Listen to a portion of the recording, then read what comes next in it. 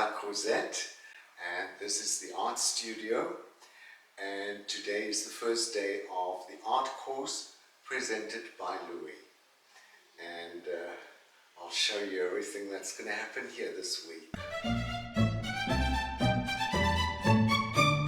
Hello Leo, it's very nice to welcome you to my studio door.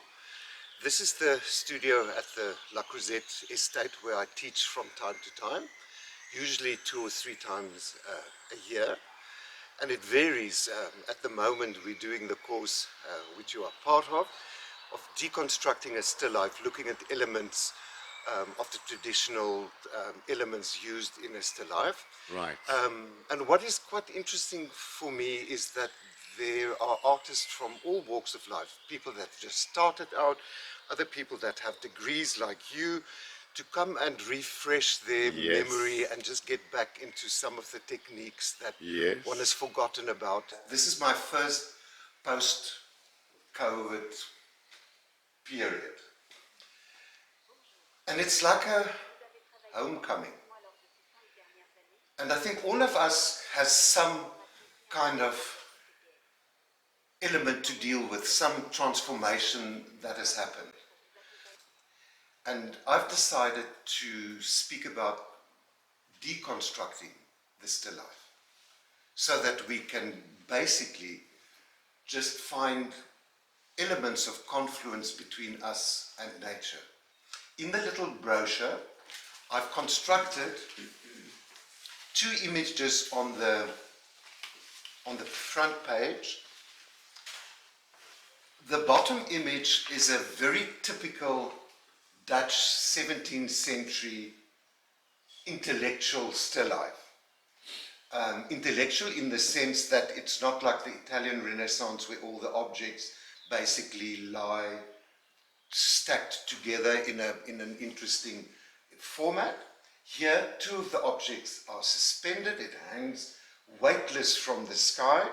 The entire background is blacked out as if it's a stage. You can imagine some actress appearing soon between the pumpkins and starting to sing her heart out.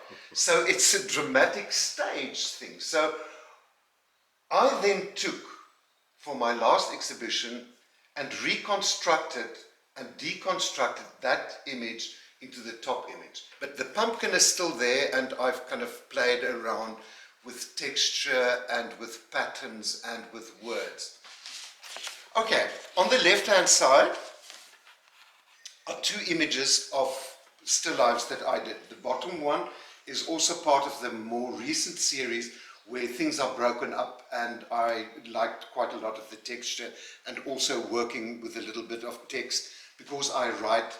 And then the broken, I just adored the shattering of things existed. And I mean, Lee Edelkoort speaks about cultural elements at the moment that breaks because of our now looking at ourselves differently post-COVID and all that kind of focus.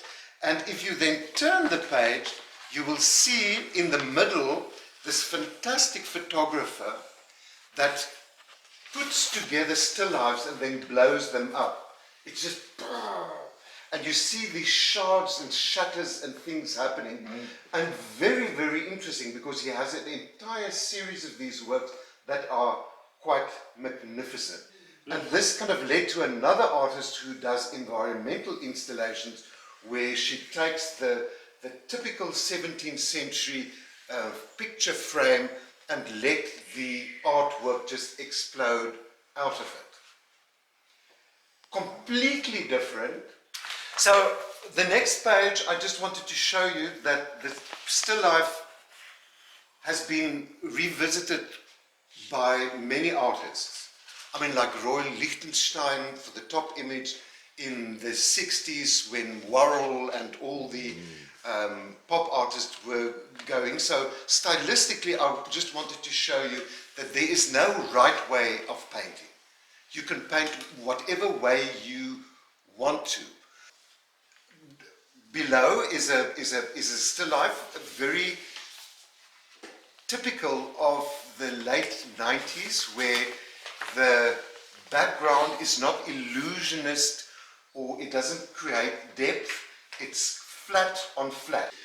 For many years the still life was used to show a narrative of the wealth of the owners or what have you. Then with the Renaissance and all the philosophies and the things that developed about mankind and so on, the vanitas theme became quite important. The vanitas theme is to remember that life can be over in the blink of an eye. And then the top image would be a very typical late 17th century still life where elements of the vanitas is shown, like this empty shell, the book you're reading, you're learning, the skull, of course, the transient thing, the wine, etc. Now, if you look at the one just beneath it, one immediately senses a slightly different thing, but just see how poignant that little sharp HB pencil to the left is. It touches me so profoundly because that little pencil is nearly done. And it says to me, and this is done in 2014, I think, is as it hits as hard as the Renaissance one, if not harder. Then, of course, if you turn the last page, two very contemporary artists doing the vanitas theme in their own style. The bottom one is Basquiat with his street iconography, but still you'll sense the fragility of the skull. So that's just a little bit of history about the still life, and today's exercise is going to be very simple. And this is what I did yesterday for you to show you what we are going to do.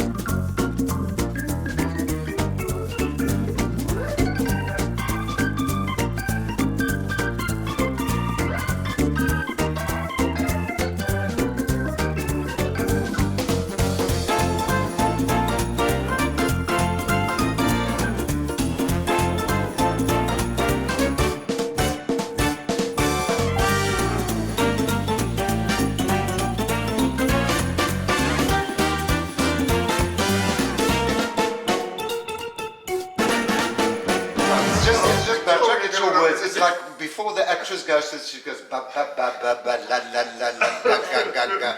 That's the sounds that you make with the brush. I suggest that you take a little bit of umber because it's a granulated paper.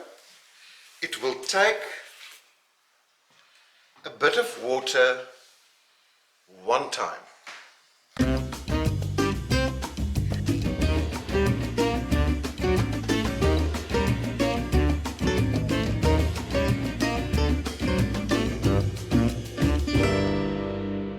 I'm very tempted to continue, but this is where you must stop. I'm going to do a little bit more because I can still hear my professor say, Louis, if you think a painting is finished, it's overworked already.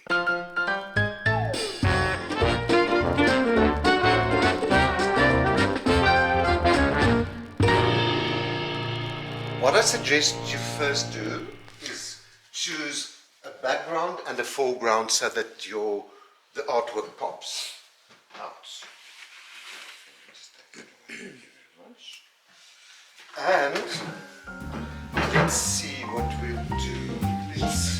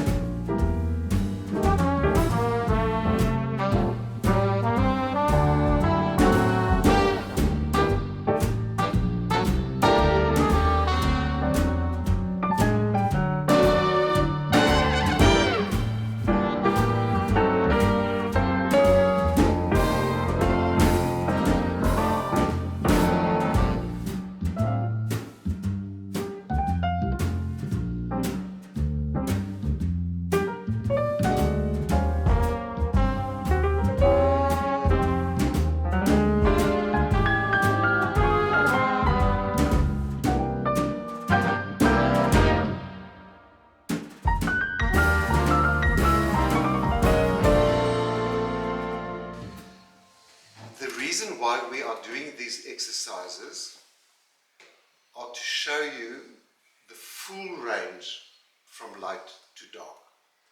The novice painter or the beginner would usually stay in the middle key, like on the piano you will be around the middle C, and if you go up 3 notes you think you are grand. But if you stretch your arm and you go right there and you touch that high point, which is an A6 or something like that, it is marvelous, and if you go down, you do the same. You find a full range. Now, color is musical. You've often heard the cliche where people say the chromatic scale is like the scales of the piano. So what I would like us to achieve in the final of the first section is to be as light as possible and as dark as possible. We've worked with the middle tones just now. So now what does one do?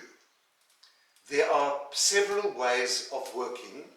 Is first to work up the subtle tones and then take a darker. I think that is the safer one. The other way around is to put in your darks first, to map them in and put them in, but that often is quite a scary road to go if you put in a black shadow or something. So I would suggest that we start with the drawing now and we do the subtleties of the beaker or the mug or whatever one calls this. But I would like you to notice that there are yellow tones as well. We've now played with a little bit of yellow on the one, and you saw that that actually works quite nicely.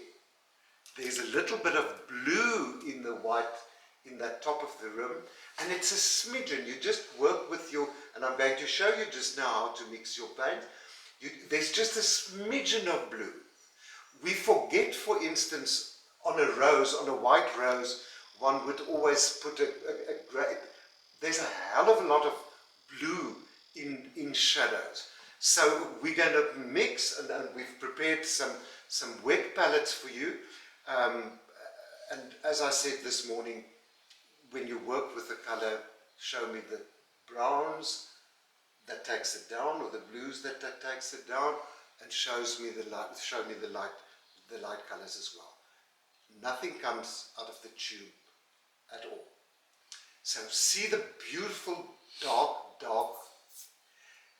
and it's not black that comes out of a tube, because that would have shouted shrilly. This is a dark or a black composed of several colors, blue and red and green, and that makes one of the most beautiful blacks. There's a wonderful black called Mars black, which base is green. One does portraits with that, and it's called verdaccio. It's the green underpainting for flesh color. And you work, if you add white to that black, it goes green. It's just phenomenal. So I want you to mix dark colors and not directly out of the tube. So we will now quickly show you how to work with the wet palette and to start with your final project of this little exercise.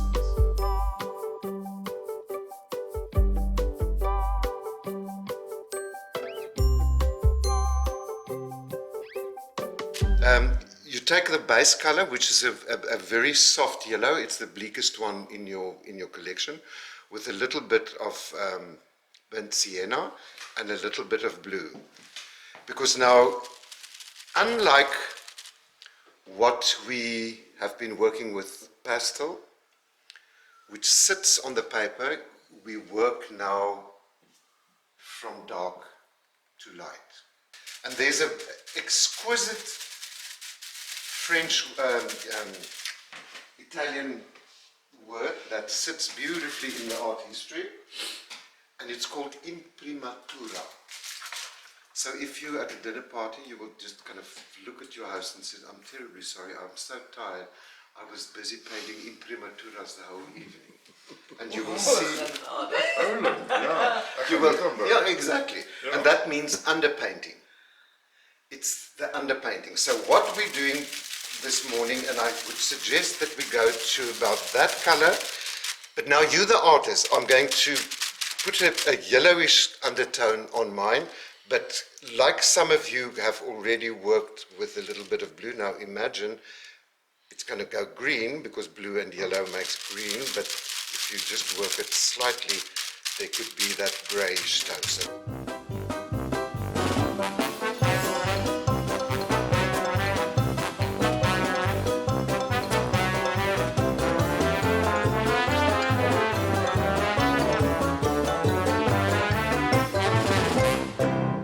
You see, already there's a slight hint of three-dimensionality. Yes. Exactly. Yeah. So you can do the rest. So if you can get your piece up to that point, and it's very, very easy. So we don't need to fear, because it's a different technique.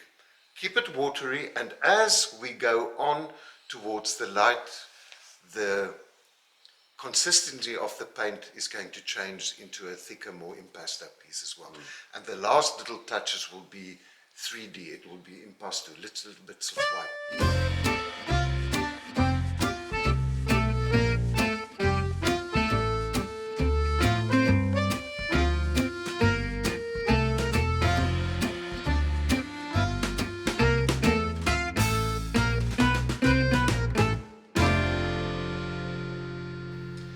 Now moving to a very compact still life, which looks daunting, because one's instinct to reproduce that is to grab a small brush and do all the little details that you see. And that is the beginning of failure. You need to see the flowers as a whole. The still life is one thing that consists out of light, medium and dark. The same as your little jug. There needs to be a highlight a middle ground, and a dark area. To illustrate and to force that understanding, we are going to use very broad brushes to put down the essential colors of the flower.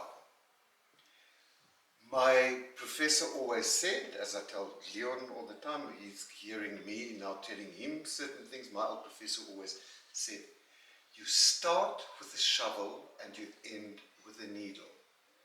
So usually I take the small brushes away from the students, like I do take away the start with a shovel. Yeah, the graph with the biggest brush, and you end with a needle when you sign your name or you do the liable bit. But our instinct is to grab for the white and the black, as I said, in your paint pot, and for the smallest thing, and you start doing crocheting. And if we want winter socks, we'll go to the Yickel pen, but not in this class. So I'm going to send around just a couple of random images. I don't even have the names of the artists of what we are going to try. We've also given you an underpainting. It is a middle tone reddish color, which little bits of it will remain.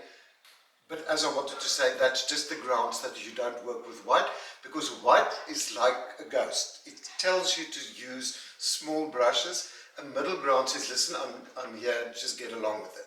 White is very intimidating. To make the first mark, you always hear that story about to make the first mark on the blank canvas is agonizing for people. So my idea is paint the goddamn thing black or green, or get, as the French call it, a mi-tone, a middle tone. So we've now created a middle tone. With that color, which is quite dark, that is your middle tone. You can go lower as that, and you have to go lower as that, and you will go higher and lighter than that. But if you now have a look at these floral paintings, done with fairly big brushes, and as I said, we're going to do the exercise a la prima, which means in one sitting. There is no coming and going forth and rectifying. You do it in one shot. I will give you this afternoon 3 hours, so we start at 2:30, 3:30, 4:30, 5 o'clock you sign the work. What I want you to do, this was I'm going to skip because you're all going to want to do that. You don't want to do that. It's the complicated. Just again, look at this for instance. Just look at this simple. That is a rose. Now you don't have to show every leaf or petal or whatever. It's light, medium and dark. And the essence that you get from that is a beautiful flower painting. So before we start with the color, after lunch, you're going to get your pastels back in a little bowl. And Steffi has selected a light and a medium and a dark, a white and a black.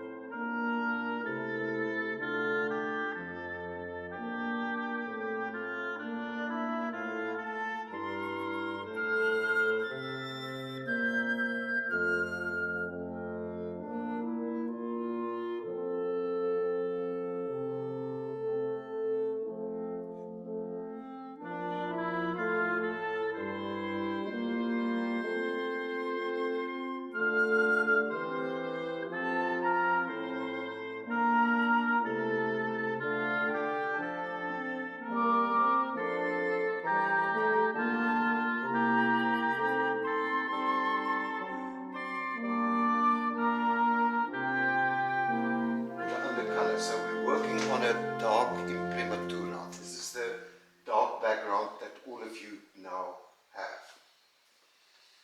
The worst thing would be is for you to grab your 00 brush and start making petals. You don't do that. You take a broad brush like this,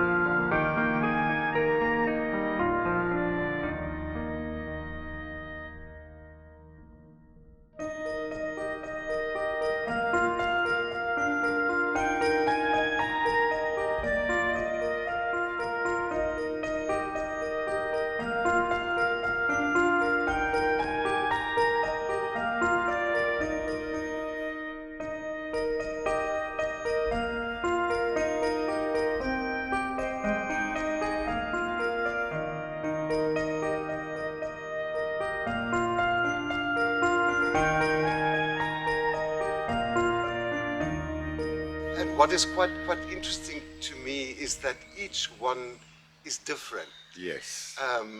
Yeah. They look different. You can see the personalities coming through, Yeah. and to me that's exciting. I really find that exhilarating. Tell me, Louis, you still paint full time? I do. I do. It is.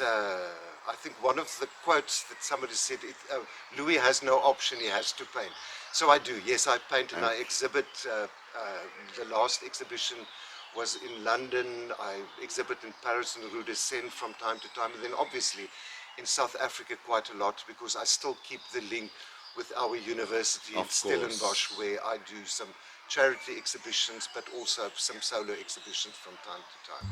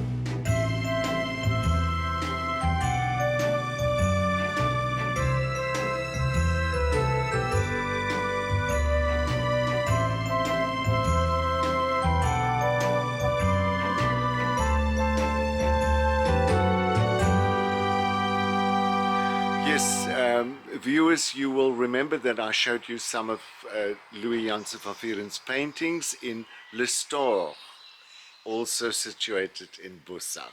Yes, that's quite a nice extension to have the gallery space as well, where we can show artworks either by myself or regional painters, artists. So we are fortunate to have that extension, but I think we need to go back to the studio and continue our final and finishing touches on the exhibition that is going to happen tomorrow morning. Oh. So let's go back into the studio. Great, okay. So we have an exhibition tomorrow. Oh, yes. Okay. And we've got some work to do. Okay, absolutely. Let's go back. Please come. Thanks, Louis. Thank you.